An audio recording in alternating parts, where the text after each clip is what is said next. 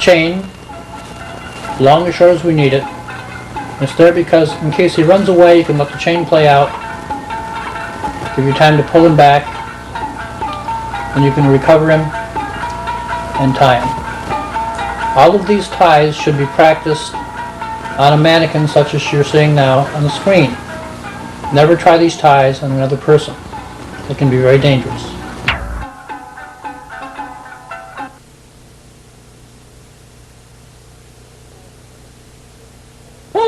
This tie is an extension of the basic stack tie.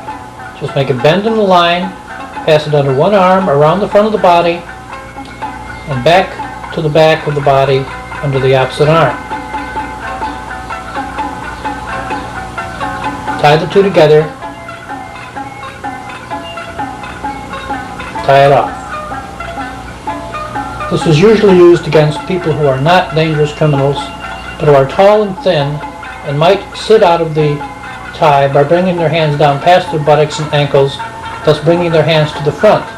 They could possibly then be dangerous to you. This is the look of the finished tie. You could also extend another rope onto this one for a lead or a leash.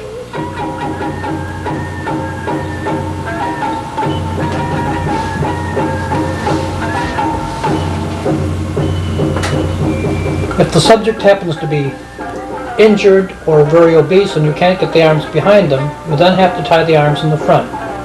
This is what we've done here with the standard stack tie. Now again, we're making a bend in the line, passing it under one arm, keeping it to the rear this time, and bringing the free end of the line under the opposite arm.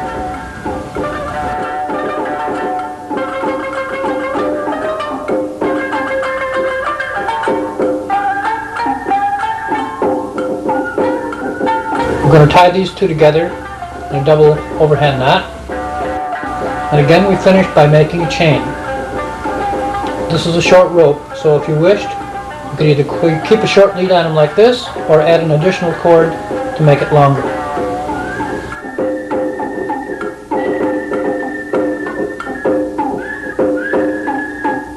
This is a very simple tie. We just have the basic stack tie in the front, passing the line through the loop from the tie and make an extended chain to the front.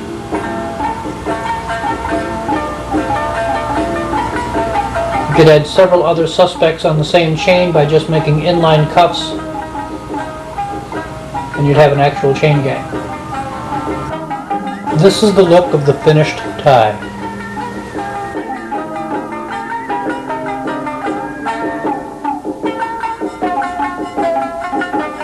This tie is simply a stack tie to the front. Again, we pass it around the back, and this time to the front again, and tie it off. All of these are versions of the same tie.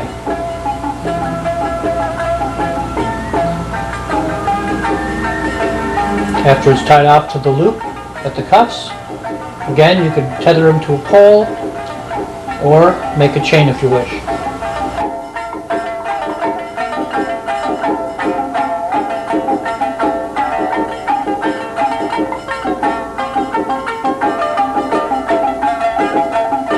Again, we start with the front stack tie, and as before, we play the line out and pass it underneath the arms from front to back.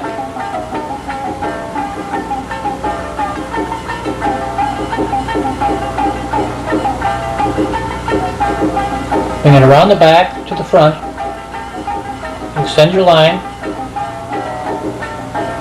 tie it off the cuffs as before.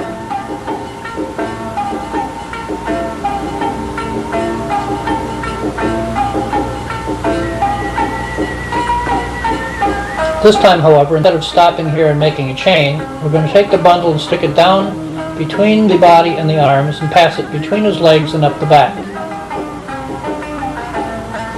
Pull it tight, make a bend in the line, put it through the line across the back, and tie it off. Here, we make our chain again. In this manner, we control the arms, the torso, and if he tries to run away, a quick pull up on the Cord in the back will also injure the groin. You also have control of the center of gravity, which is the easiest way to control the entire body. Next, we do the stack tie in the rear. Bring the cord around the front of the body and tie it off again.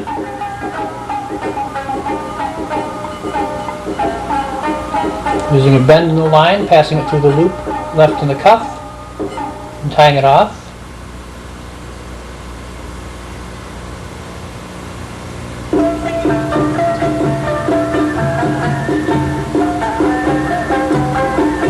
Taking the bundle now, passing it again between the back and the hands, down the back of the body,